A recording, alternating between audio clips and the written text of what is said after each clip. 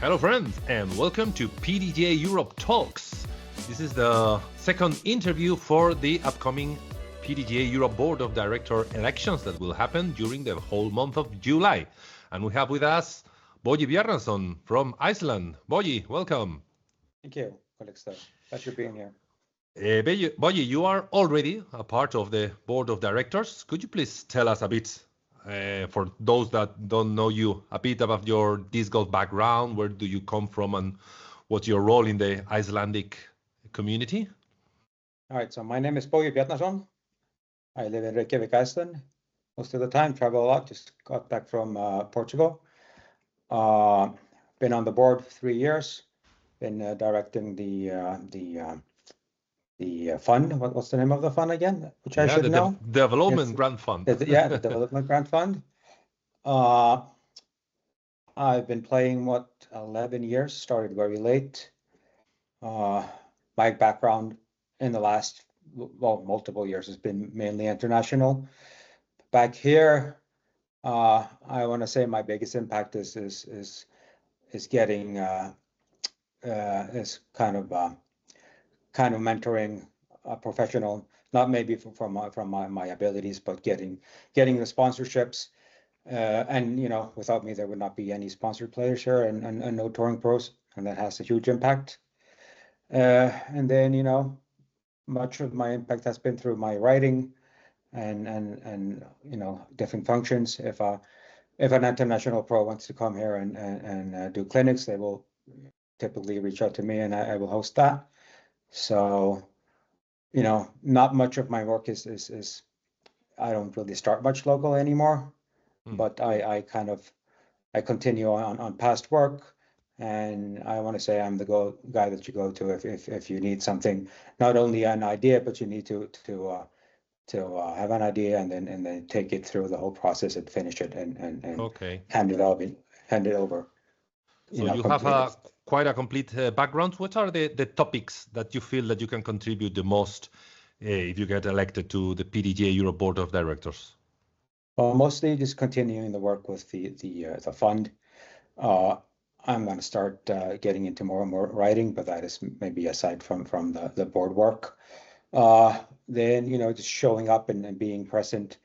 But I feel if there are any initiatives I want to start, I am very worried about the influx of sports betting, which is a huge plague in the U.S., and I don't want that to spread to Europe. I mean, I want to say a total of 4 friends that had gambling problems and got into disc golf.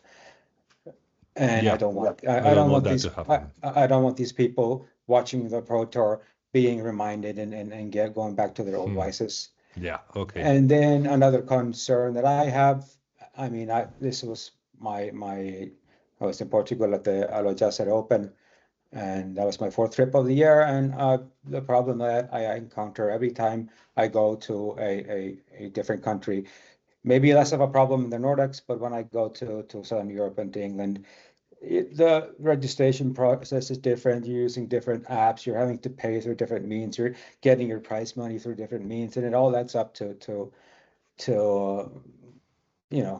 kind of a headache. And I think that we should strive to make that streamline more uniform. Streamline that process so you don't have to reinvent the wheel for every tournament in every country. Iceland is an important country in disc golf. It's not as big as the big ones in the Northern Europe, and PDGA Europe is working hard to try to increase the number of PDGA members. What suggestions do you have to keep growing the number of PDGA members in Europe? Well, I don't look at the growth of PDGA numbers as a goal in itself. I think that by the younger you get into the sport, the more likely you are to be competitive and to become a PDGA member. So I don't think we should be striving to sign up every person that participates in the sport. That we should do the success of Finland mainly, I want to say, is mainly due to the youth involvement. If you go to the European Open, there will be 100 kids lined up to get autographs, all full. And we have many projects through the PDGA Europe that are are based off of engaging youths and getting discs and baskets into schools. So I think that the biggest, the most impactful way we have to grow membership is to engage youth, because as I say, the younger you get into it, the more competitive you're going to be, and thus you're going to be more one thing likely to will lend to the other. Okay, you are traveling quite a lot. You already mentioned, and you have traveled quite a lot, not only in Europe but in the whole world. What are your ideas to help extend disc golf to all European countries? Well, I think that we need obviously kind of to trickle down to not just throw spaghetti at the wall and put a small course in every little remote village. We need to. I mean, for me, what I look at now is Poland and Latvia. I think Latvia, Czech Republic, and Spain. Spain is cascading down to Portugal. And when we have these like in Spain, you have problems with municipalities. You have people having money and influence wanting to come in, but the municipalities maybe not want to do that. So we need, first off, in these developing disc golf nations, we need to establish hubs so that these hubs then can, you know, when you're approaching a new municipality, you don't show them, oh, we have 20 different courses all over the place that nobody plays, but you go, hey, here in this city, we have an established community to take a look at this, and then you spread it to the next city down the line. And the same thing with countries is you see that Estonia kind of bleeds down into Latvia and Lithuania now. And the same thing, Spain is kind of bleeding into Portugal. And then I think if you look at Italy, if we focus on Milan and the surrounding area, that will trickle down further south. So my main thing is youth and not throwing spaghetti at the wall every little town that you see, but to establish centers that will have a outdoors growth towards. Okay, sounds interesting.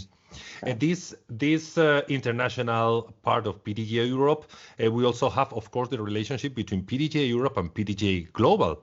Europe is growing in the weight in the global department, and you also know disc golf in Africa, in Latin America.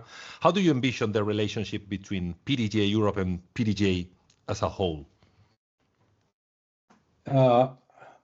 Repeat the question. What do I? How do you see the relationship between PDGA Europe, the European branch of PDGA Global, and PDGA Global as a whole? How do you feel?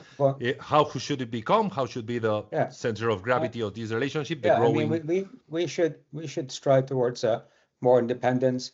I want in the next few years. I want to say a Doug type person in charge who has more authority, and that our meetings will be more focused and not maybe we not have global attending, and that we grow into our own sort of not less of a satellite, but more as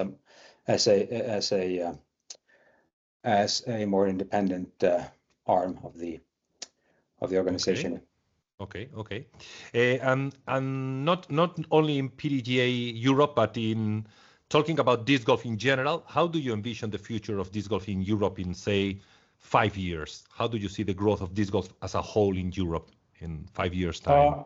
I mean, from two different perspectives. I mean, the tour is growing hugely this year, and I envision that it will continue that growth, especially on the FPO side. And we will just hope that we can arrange the dates so that there is a whole European leg perhaps, and more of the US players come over, so that every tournament holds more or less the same weight. But then if we going back to the growth of the sport through the youth, that we sponsor as many youth projects as are viable, and then we build on that. Okay.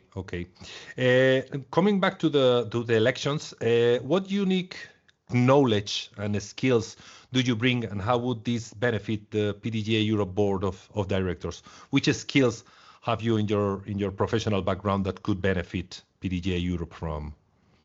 Well, I mean, in my professional background, my biggest thing from there is, I mean, I manage band and I manage players, so I have an insight into into some of the needs of the professionals, but also I like you said, I've played in 4 different continents, so I see what the needs and wants are, and of course managing the fund for the last 2 years means that I know where the need is, where the biggest professionalism is, and which countries that are more important to focus on than others.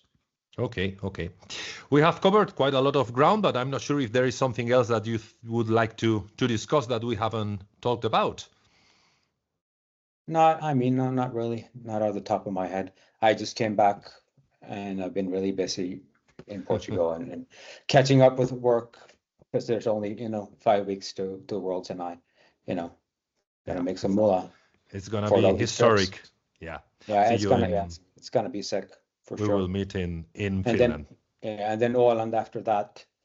Yeah, I guess maybe the I've been, like I said in my bio, I've been involved with the Åland project from the start, and after Worlds I will be going there with 4 Icelandic players and their families, and I think that will be a big step towards further growth in Iceland, because like everything else, it has slowed down in the last couple of years, so we need to kind of reignite that fire, and I think this group trip to the Åland Future of Disc Golf thing will be hugely influential in that way. Yeah. Okay, so remember that in the description of the episode you have the link to the whole bio of all the candidates for these elections, so you can check out in detail all their background. And we thank you very much for getting some time to be with us, and we wish you best of luck for these elections. It's a pleasure. See you later. See you later. Bye bye. Yeah.